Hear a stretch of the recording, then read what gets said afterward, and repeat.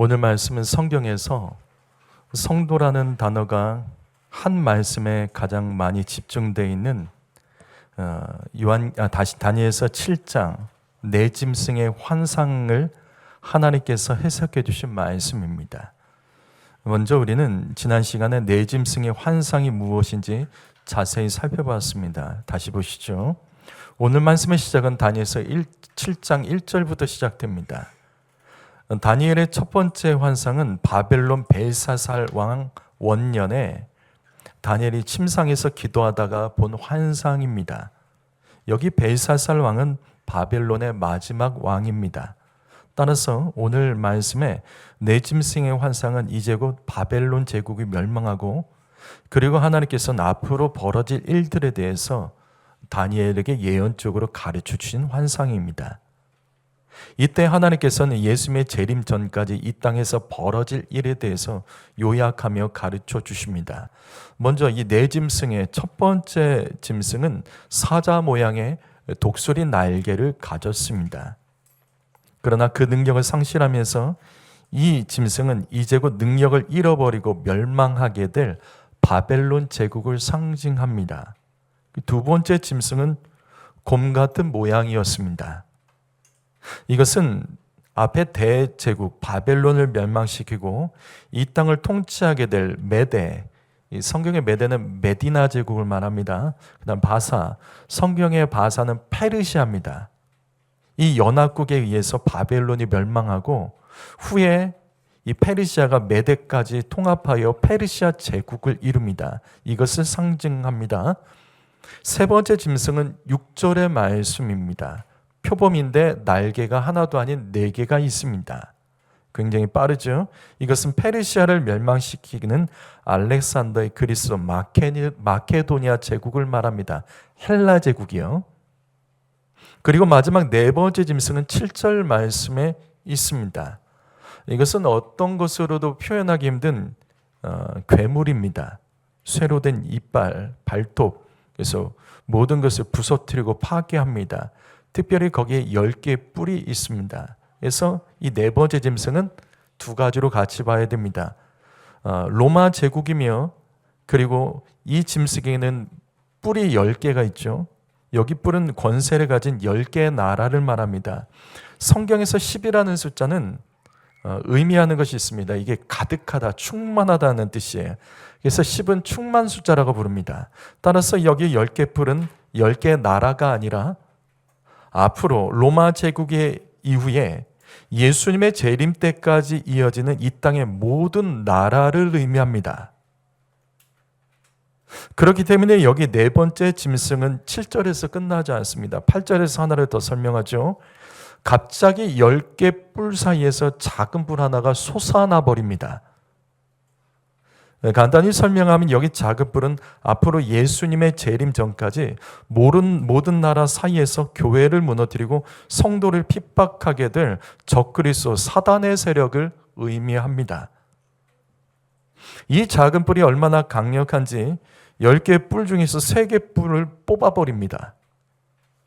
이것은 작은 뿔, 즉 사단의 세력은 이 땅의 나라를 합법적으로 통치하며 또 멸망시킬 수 있는 권세를 가졌다는 것입니다. 그러면 이 뿔이 가진 힘은 무엇일까? 이 뿔이 가진 힘, 이 뿔은 어떻게 이렇게 강력한 힘이 있을까? 그것이 이 말씀에 이 뿔은 작지만 뿔에 눈들과 입들이 가득합니다. 이것이 바로 이 작은 뿔의 힘입니다. 따라서 이 땅에 예수님 오시기 전까지 적그리스도 사단의 세력은 온 땅을 자신의 뜻대로 통치할 수 있는 눈과 입을 가지고 국가의 권력자들의 눈과 입을 통해서 언론, 이 시대 미디어, 문화, 법을 장악하여 사람들이 성도와 교회를 미워하도록 부추깁니다. 결국 하나님을 대적하고 이 사탄 마귀의 적그리스도를 경배하도록 만드는 것이 이 작은 뿔입니다. 그 내용이 세부적으로 기록된 것은 요한계시록에 자세히 기록되어 있습니다. 이같이 다니엘이 본 4가지 환상 중에서 마지막 네 번째 짐승의 구체적인 의미를 해석해 주는 것이 바로 오늘 우리가 읽은 말씀이에요. 앞의 내용들 세 짐승까지는 이해가 쉽습니다. 그런데 네 번째 짐승은 해석해야 될 것이 많은 거예요. 자, 그래서 17절 보실까요? 다니엘이 본 네 짐승, 여기 네 짐승은 네 나라의 왕들입니다. 따라서 바벨론, 페르시아, 헬라, 로마를 말합니다. 그런데 이어서 하나님께서는 바로 이렇게 말씀하십니다. 지극히 높으신 이의 성도들이 나라를 얻으리라. 이 말씀이 결론이에요. 네 짐승의 환상의 결론은 지극히 높으신 이의 성도들은 나라를 얻는다. 이게 결론입니다. 왜 주님은 나라의 멸망을 말씀하시면서 가장 첫 번째 말씀이 성도들이 나라를 얻는다. 각 나라들이 세워지고 그 나라들이 멸망하지만 성도들은 나라를 얻는다라고 말씀하셨을까? 우린 지난 시간에 이 말씀 통해서 두 가지 말씀드렸죠. 여러분 기억하십니까? 첫 번째로 성도는 나라를 다스리고 통치해야 됩니다. 성도 여러분, 그냥 우리는 여기서 그냥 예배드리다 끝나는 인생이 아닙니다. 그냥 예수 믿으면 안 됩니다. 성도는 내 안에 하나님의 나라가 분명히 있어야 돼요. 성도는 내가 사는 나라를 위해서 기도해야 됩니다. 성도는 이 땅을 다스리고 통치하는 사명을 감당해야 된다는 거예요. 그래서 성도는 반드시 나라를 위해서 기도해야 됩니다. 성도는 나라를 다스리고 통치하는 자들이기 때문이에요. 여러분, 나라를 위해서 꼭 기도하십시오.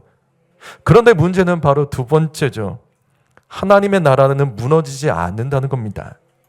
이걸 놓치지 마세요. 앞에서 세상 나라는 반드시 무너집니다. 세상 나라는 반드시 무너진다는 이 사실을 놓치지 마셔야 돼요. 나라는 영원하지 않아요. 대한민국이 지금 무너지고 있습니다. 망하고 있습니다. 그러나 나라를 위해 기도하는 성도 여러분, 하나님의 나라는 무너지지 않아요. 내 안에서 천국 잃어버리지 마세요. 나라는 망해도 하나님의 나라는 무너지지 않기 때문입니다. 우리 안에 하나님의 나라가 무너지지 않는다면 끝나지 않습니다. 끝난 게 아니라 희망이 있다는 겁니다. 요즘 뉴스를 보고 우리 교회처럼 시대와 정치를 분별하며 기도하는 성도들 화가 나 있고 뭔가 힘든 분들이 계실 겁니다. 더 이상 대한민국에 희망이 보이지 않는 것 같고 악한 자들이 다 이긴 것 같아서 이거 뭐 해보나 마나 이미 끝난 것 같죠. 성도 여러분, 그런데 이때 믿음 흔들리지 마십시오. 나라가 흔들린다고 내 믿음까지 흔들리면 어떡하십니까? 그래서 기도가 안 된다는 말 하지 마세요. 우울해하지 마세요. 그건 성도가 아닙니다. 성도는 이 땅의 나라가 무너져도 내 안에 하나님의 나라는 절대로 무너지지 않는 자, 소망을 잃어버리지 않는 자라는 사실을 기억하셔야 됩니다. 여기까지가 지난 시간 말씀입니다. 오늘은 19절 말씀부터 보시죠. 19절을 읽어봅니다. 19절 읽어봅니다. 시작.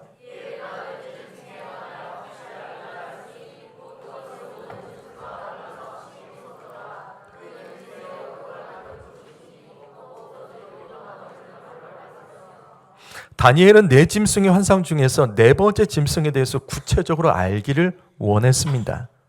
왜냐하면 바벨론, 페르시아, 헬라 제국을 상징하는 짐승에 대한 내용은 이게 이해가 간단했습니다. 하지만 네 번째 짐승은 이건 간단하지가 않아요. 세상의 마지막 날에 대한 예언까지 담겨 있었기 때문에 당시 예수님을 몰랐던 이 다니엘에게는 결국 마지막 날에 예수님의 재림과 말세에 대한 말씀, 그것을 지금 현재 우리들처럼 이해할 수는 없었을 겁니다. 그래서 이게 잘 이해가 안 되는 거예요. 그래서 하나님께서는 다니엘에게 자세히 이 네 번째 짐승을 풀어주십니다. 그리고 이때 하나님께서는 특별히 성도라는 단어를 강조하세요. 성도요. 자, 그럼 21절 볼까요? 21절. 자, 21절. 여기 이뿔, 여기 이뿔이 뭐죠? 이뿔? 이뿔은 어떤 뿔이죠? 네 번째 짐승의 10개 뿔 사이에 솟아나는 작은 뿔입니다. 작은 뿔이에요. 이것은 모든 나라 가운데 교회를 무너뜨리고 성도를 핍박하는 적그리스도 사단의 세력이라고 말씀드렸죠. 그런데 이 뿔이 성도들과 싸워서 성도들을 이겨먹습니다. 성도가 이기는 게 아니라 뿔이 이깁니다. 여러분 이상하죠? 교회와 성도가 이기는 것이 아니라 말세 세상 나라 가운데 사단 마귀의 세력이 교회와 성도들을 이깁니다. 그런데 이 사실을 설명하기 위해서 지금 이 말씀 보시면 하나님의 백성이나 하나님의 자녀라는 구절을 쓰지 않죠. 성도라는 단어를 사용하며 반복해서 말씀합니다. 그렇다면 성도가 뭐냐고요? 그렇다면 성도들은 이 말씀을 통해서 하나님의 음성을 들어야 되죠. 우리는 어떤 하나님의 음성을 들어야 될까요? 내가 성도라면 우리는 이 말씀 속에서 어떤 하나님의 음성을 들어야 될까요? 첫 번째로 성도 여러분, 성도는 마귀의 권세와 싸우는 자입니다. 여러분, 쉽고 편한 신앙생활은 가짜입니다. 있을 수가 없죠. 마귀가 절대 가만히 안 둬요. 쉽게 예수 믿고 싶으세요? 그냥 여기서 편하게 아무 부담 없이 예수 믿고 싶습니까? 그건 없습니다. 포기하세요. 내가 예수 믿고 싶은 대로 예수 믿고 내가 예배하고 싶으면 예배하는 것, 그런 거 세상에 없어요. 내 마음이 불편하고 몸이 아프고 힘들면 또 시험에 들고 상처받으면 예배 안 하는 것, 그게 가능하다고 보세요? 그게 그럴 수가 있다고 생각하십니까? 그런 건 존재할 수가 없습니다. 예수 믿는 것은 영적 전쟁입니다. 마귀는 예수님이 다시 오실 때까지 성도들과 더불어 쉬지 않고 싸웁니다. 성도 여러분, 정직하게 우리는 대답해야 돼요. 여러분은 예수 믿기 위해서 또 믿음 지키기 위해서 어떤 싸움하고 계시죠? 스스로 질문하시죠.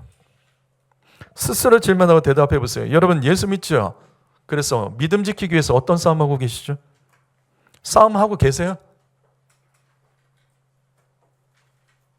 성도는 믿음을 지키기 위해서 무엇을 싸우고 있냐고요? 여러분 어떤 거 싸우고 계시죠? 여러분 오늘 주일 예배 드리기 위해서 무엇과 싸우셨습니까? 예배 한번 드리기 위해서 싸운 거 뭐가 있으세요? 여러분 새벽 예배, 수요 예배, 금요 심야 기도에 드리기 위해서 싸우고 있습니까? 뭘 싸우고 계시죠? 싸움 없이 그냥 예수 믿는 게 가능합니까? 부모 여러분, 제가 질문하죠. 내 자녀들이 예수 믿기를 바라죠. 내 자녀의 믿음 전수에 위해서 부모가 무엇을 싸우고 계시죠? 여러분 뭐 싸우고 계세요? 타협한 거 없으세요? 그냥 넘어간 거 없으세요? 그냥 애들 편 들어준 거 없으세요? 부모 여러분, 여러분의 자녀가 좋은 성적, 좋은 학교, 좋은 직장 가는 것보다 먼저 내 자녀가 오늘 하나님 부르시면 천국 가는 믿음을 갖도록 여러분 오늘도 무엇과 싸우고 계십니까? 뭐 싸우고 계세요? 내 자녀들이 좋은 학교, 좋은 성적 가지고 좋은 데 가기 원하세요? 그것만 가지고 몸부림치고 계시는 건 아니세요? 믿음을 위해서 이 아이가 오늘 하나님이 부르시면 천국 가기 위해서 그런 믿음 갖도록 부모 여러분 뭘 싸우고 계시죠? 성도 여러분 요즘 먹고 살기 힘들죠? 근데 신기하죠? 뉴스 보면 주식이 역대 최고의 점을 찍고 있습니다. 주식이 엄청 올라가고 있어요. 주식이 엄청 올라가고 있다고요. 사람들이 막 신난 사람들 많아요. 근데 이상하죠? 왜 우리의 삶은 현재 어렵죠? 주식은 이렇게 고점을 찍고 있는데 왜 우리의 실생활 삶은 어렵죠? 물가가 오르고 직장, 기업, 직장들은 역대 가장 어려운 시절을 겪고 있죠. 왜 어려운 거죠? 아니 나는 이해가 안 가요. 주식이 이렇게 잘 나가는데 그럼 뭔가 지금 나라가 잘 돌아간다는 거 아니에요? 근데 왜 우리 주변은 왜 이렇게 어렵죠? 이런 상황에도 내 믿음을 지키고 예배하며 교회를 통해서 받은 직분과 사명을 감당하기 위해 여러분 무엇과 싸우고 계십니까? 싸우는 게 뭔지 스스로 한번 말해보세요. 나는 내 믿음 지키기 위해 예수 믿기 위해서 나는 무엇과 싸우고 여기 오셨습니까? 어떤 싸움을 하고 여기 오셨냐고요. 다시요. 예수 믿기 위해 싸우지 않는 자는 성도가 아닙니다. 왜? 그거는 일어날 수 없는 일이에요. 성도는 마귀와 싸우는 자입니다. 내가 피하고 싶다고 피해지는 게 아니에요. 성도는 믿음을 지키기 위해서 싸우는 자입니다. 믿음은 알아서 지켜지는 게 아니에요. 싸워서 지켜내야 되는 거예요. 교회를 가까이 하고 예배하기 위해서 싸우셔야 돼요.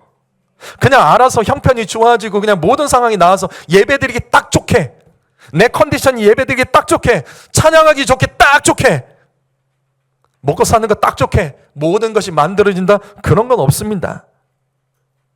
천국 가기 위해서 내 삶에 믿음의 싸움이 없는 사람은 성도가 아닙니다. 이게 이 말씀이에요. 다시요, 영적 전쟁이 없는 성도는 성도가 아닙니다. 영적 전쟁인 것을 알면서도 피하는 자는 성도가 아닙니다. 여기 요한일서 3장 8절 말씀 읽어봅니다. 시작.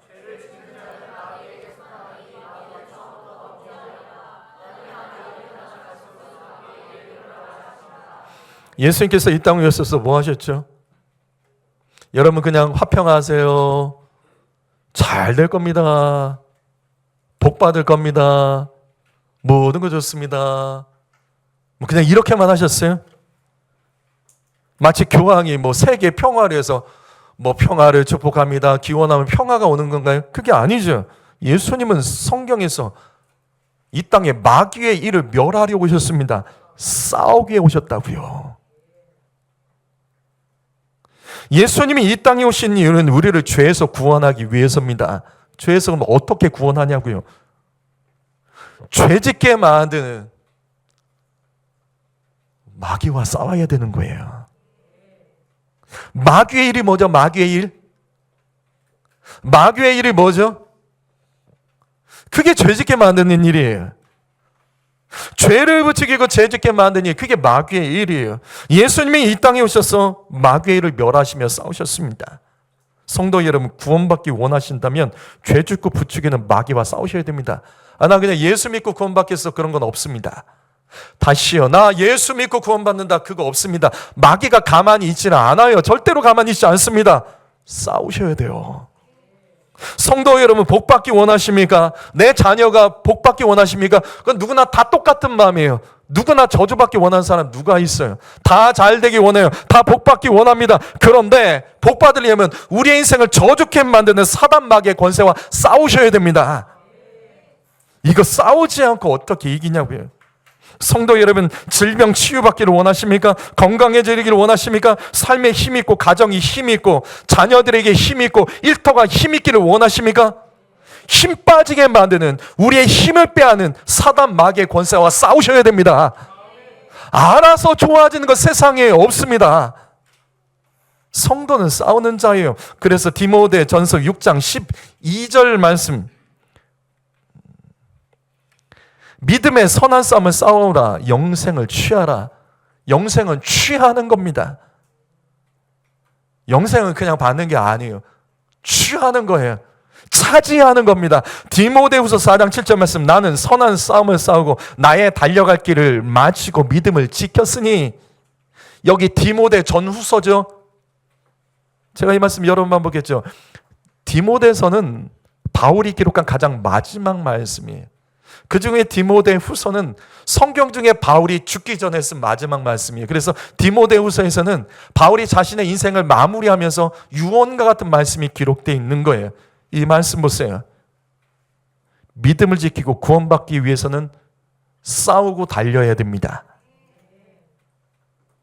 믿음이 아닌 것과 싸워야 돼요. 믿음을 흔드는 것을 향해서 어쩔 수 없어, 뭐 그럴 수 있지, 그거 아닙니다. 싸워야 돼요. 특별히 믿음을 지키기 위해서 달려야 된다라는 이 구절 놓치지 마십시오. 믿음을 지키기 위해서 달려야 된다. 여러분, 우리 이 말씀에서 하나님의 음성을 들어야 되죠. 그것은 바로 적극적으로 예수 믿으십시오. 여러분, 공격적으로 예수 믿으십시오. 어중간하게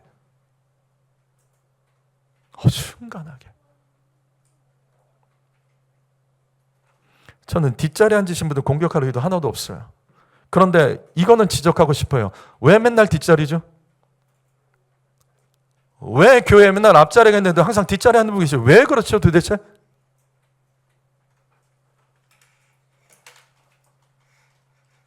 공격적으로 예수 믿으세요. 적극적으로 예수 믿으세요. 강당 가까이 와서 예수 믿으세요. 느긋느긋하게 억지로 예배하며 예수 믿으면 큰일 나십니다. 다시요, 싸우고 달려야 됩니다. 왜? 믿음 지키기 위해서. 여러분 오늘 교회에 어떤 자세로 오셨죠? 아침마다 싸우는 가정들이 있죠. 교회 오는 것 때문에.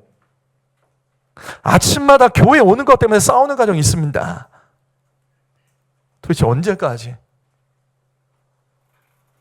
괜찮고 짜증내서 억지로 걸어와서 예배하시는 분 계십니까? 예배하려고 교회 오다가 뭔가 마음 상하면 이런 말 자주 하는 사람 있죠. 나 교회 안 가. 나 교회 안 가. 누구 협박하는 거예요? 누구를 협박하는 거예요? 나 교회 안 가. 예배를 가지고 내 아내, 내 남편, 내 자녀, 내 부모 이가지 협박하며 힘 빠지가는 분 계십니까? 도대체 무엇 때문에 그렇게 하시는 거죠? 다시요. 믿음을 지키려면 싸우고 달려야 됩니다. 성도 여러분, 저는 목회자로서 우리 성도들이 다 잘 되길 바라고 우리 성도들이 다 복받기 원해요. 그런데 싸우지 않고 이건 넘어갈 수 없는 영역이에요. 교회는 걸어서 오는 것 아닙니다. 교회는 달려오는 곳입니다. 이 말씀 보십시오. 믿음을 지키려면 싸워야 됩니다. 믿음을 지키려면 내 감정과 생각에 끌려다니면 거기서 뛰쳐나오십시오. 하나님의 말씀이 있는 성전으로, 기도하는 자리가 있는 성전으로, 함께 예배하는 우리의 동역자들이 성전으로 달려오셔야 됩니다. 무엇 때문에 교회가 싫죠? 무엇 때문에 교회에 오는 게 짜증나죠? 무엇 때문에 예배가 싫죠? 무엇 때문에 우리가 교회에 오는 게 그렇게도 싫고 짜증나고 힘들고 이 안에 오면 힘 빠지고 뭐가 잘못했냐고요. 그래, 목사가 잘못할 수 있습니다. 옆에 있는 성도가 잘못할 수 있습니다. 그러나 하나님 바라보셔야 되는 거라고요. 이기셔야죠. 이겨야죠. 나 때문에 힘 빠진 사람도 있을 수도 있잖아요.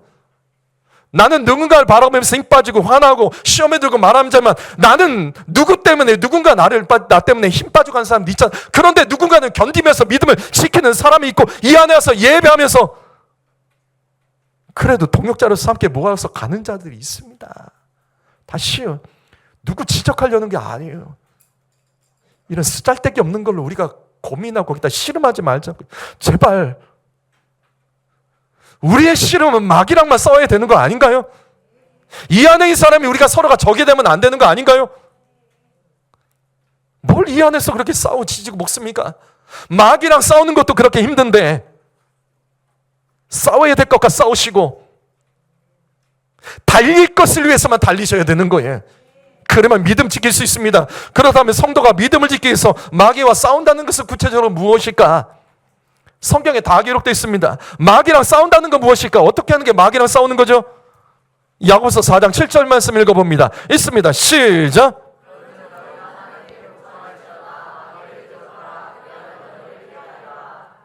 하나님의 말씀에 복종하는 것이 마귀를 대적하는 것, 싸우는 겁니다. 마귀랑 어떻게 싸우냐고요? 다른 것 없어요. 성도 여러분, 내 마음에 복종하지 마세요. 내 생각에 복종하지 마세요. 내 사상에 복종하지 마시고 내 상황과 처지에 복종하시면 안 됩니다. 우리의 복종은 오직 하나님의 말씀에만 복종입니다. 나의 생각과 나의 감정과 모든 것은 하나님 말씀에만 복종하기로 마음을 확 정하세요. 마귀를 대적하는 것이며 이것이 마귀가 싸우는 것입니다. 그런데 이 말씀 자세히 보시죠. 우리가 마귀와 싸우고 대적하면 마귀가 어떻게 하죠? 마귀가 어떻게 하죠? 성경 말씀 그대로 보죠. 피합니다. 마귀 못 이겨요. 우리는 마귀를 못 이깁니다. 마태복음 4장에 예수님께서 마귀에게 시험당할 때 마귀가 어떻게 해요? 예수님이 마귀를 이기는데, 말씀으로 이기는데 마귀가 어떻게 해요? 계속 피해 다닙니다. 마귀는 세상 끝날까지, 마지막 때가 하나님의 심판 때까지 우리는 마귀를 못 이겨요. 마귀는 피하는 겁니다. 잘 들으십시오. 한두 번 마귀를 좀 이긴 것 같다고 자만하지 마세요. 저번에 좀 됐어. 저번에 뭔가 좀 된 것 같아. 아니에요. 마귀는 잠깐 피합니다. 그리고 틈을 보고 또 들어옵니다. 무슨 말이에요? 계속 싸우셔야 돼요. 저번에 싸웠어도 오늘 또 싸워야 되는 거예요. 저번에 하나님 말씀 잘 복종했어도 이번에 계속 복종해야 되는 거예요. 이게 오늘 말씀입니다. 다시 21절 말씀 보시죠. 너무나 기분 나쁜 말씀이죠. 악한 마귀가 예수님의 재림 때까지 성도들과 싸우는데 성도가 아닌 마귀가 이깁니다.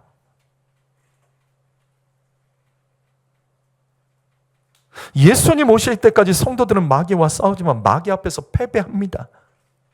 그러나 성도 여러분, 힘 빠지지 마십시오. 낙심할 필요도 없습니다. 이 말씀은 여기서 끝나지가 않아요. 이 다음 말씀을 보셔야 됩니다. 22절 말씀 읽어봅니다. 있습니다. 시작.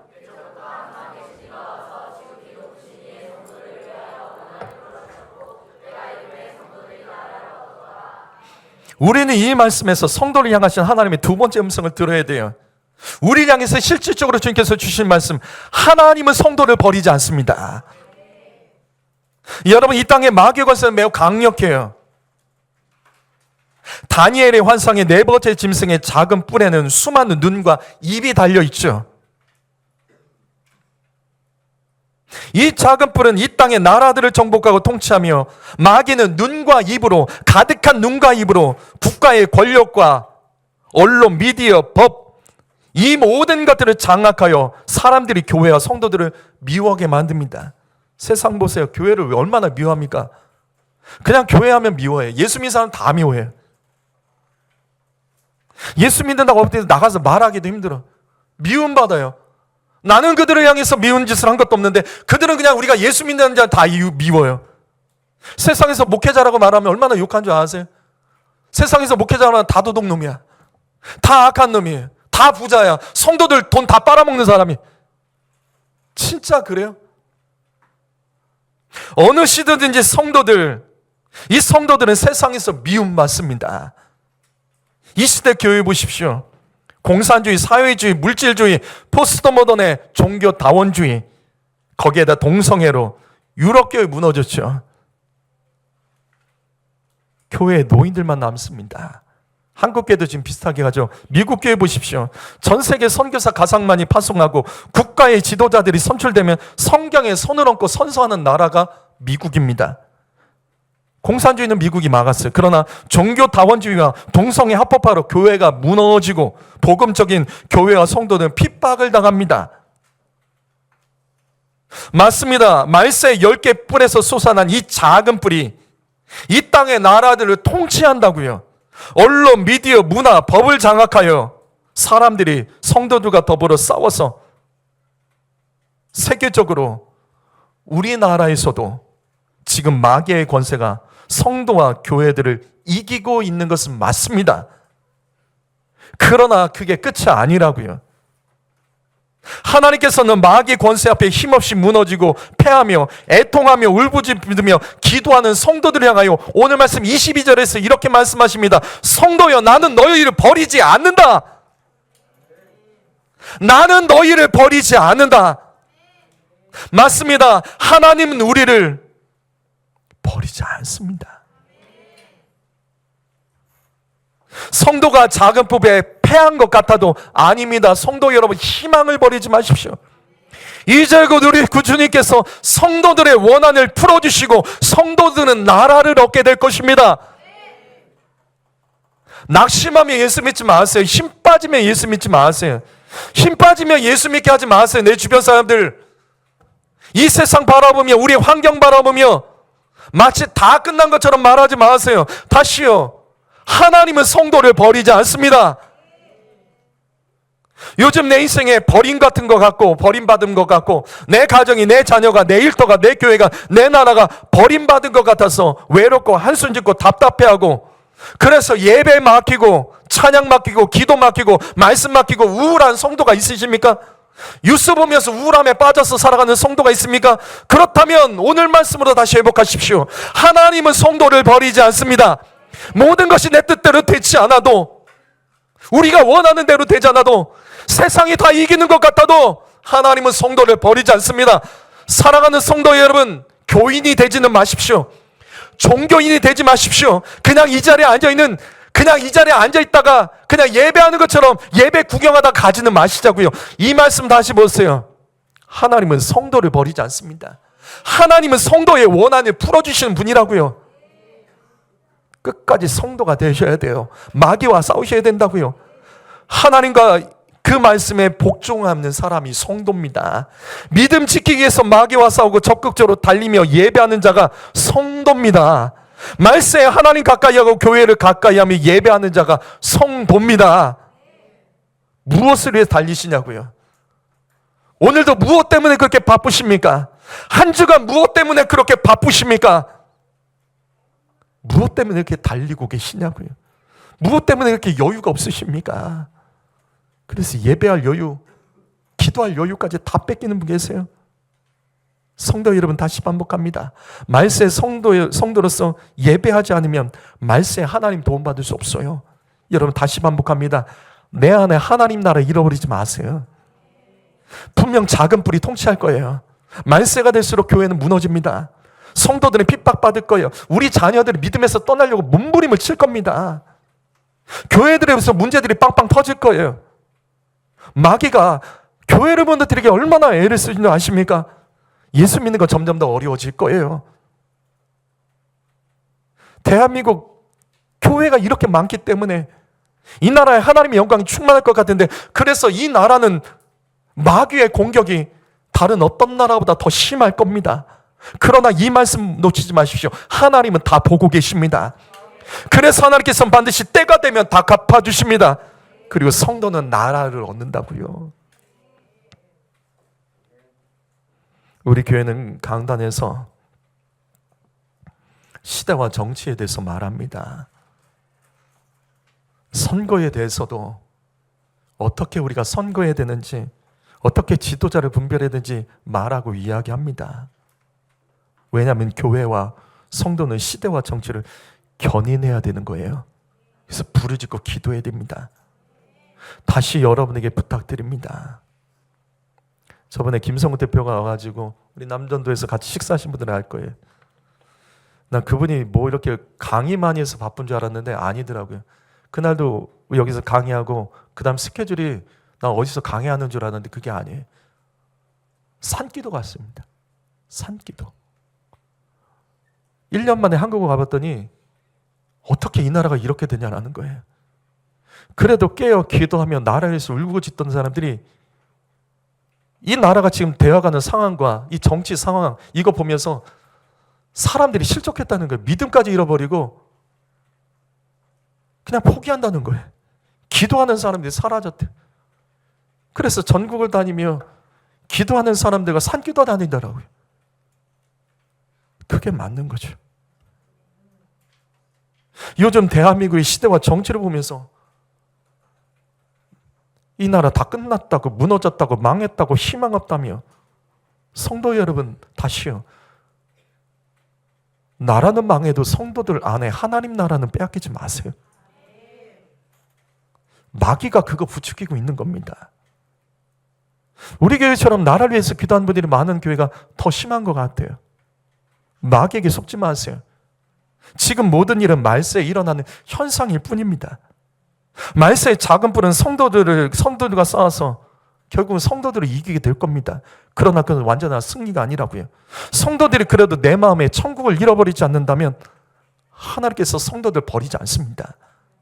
대한민국 보세요. 공산주의, 사회주의. 이번 주도 개헌이 있었죠. 개헌. 이거 발판이에요. 이게 뭐, 이런 거 좀 바꾸면 뭐 어떨까? 아니라고. 이거 하나 바꿔서 다른 거 다 바꾸는 거예요. 공산주의, 사회주의, 종교 다원주의 동성애 낙태로 무너지고 있기 때문에 그런 것들을 보면서 힘 빠져서 예배 시간에 와도 힘 빠져 예배 못하고 찬양 못하는 사람들이 있습니까? 있습니다. 그러시면 안 돼요. 나라가 망해가는데 교회 안에서 예배하고 기도만 하면 되냐며 광장으로 나가자고 말하는 사람 있으면 아니에요. 교회에서 먼저 내가 해야 될 것부터 하세요. 요한계시록 말씀 보십시오. 내 나라가 마귀에게 장악당하여 망해도 성도는 교회에서 믿음 지키고 교회 세워야 됩니다. 나라가 망해도 교회가 무너지면 안 된다고요. 성도 여러분, 그래도 교회가 희망이 있는 겁니다. 이것을 믿고 하나님 나라를 빼앗기지 않는 사람이 바로 성도라고 부르는 겁니다. 아무리 마귀 권세가 이 땅을 통치하고 성도들을 괴롭게 하고 핍박하며 전국적으로 사방의 교회들이 무너지고 힘없이 쓰러지고 성도들이 교회가 시대를 분별하지 못하고 악한 자에게 투표하며 이 나라 성도 교회가 다 망한 것 같아도 아니라고요. 그래도 내 안에 하나님 나라 빼앗기지 않으면 하나님께서는 성도를 버리지 않고 반드시 때가 되면 원한을 풀어주신 하나님이십니다. 나라를 위해 기도하는 성도 여러분, 나라 보면서 믿음 넘어가지 마세요. 나라에 되어지는 일 때문에 기도할 힘, 찬양할 힘까지 빼앗기지 마시며 힘 빠지는 소리, 헛소리, 부정적인 소리 입술에 담지도 마세요. 성도들은 우리가 주님 오시는 그날까지 마귀와 계속 싸워야 되는 거예요. 싸움 포기하지 마세요. 내 안에 하나님의 나라가 정말 있는지 확인하시라고요. 귀 있는 자는 이 시대에 성령인 나라를 위해 기도하는 교회들에게 하시는 이 말씀 분명히 들어야 될 줄 믿습니다. 사랑하는 성도 여러분, 교인 되지 마시고 성도 되십시오. 성도가 되면 하나님께서 원한 풀어주십니다. 성도가 있는 나라는 하나님께서 지켜주십니다. 기도하겠습니다.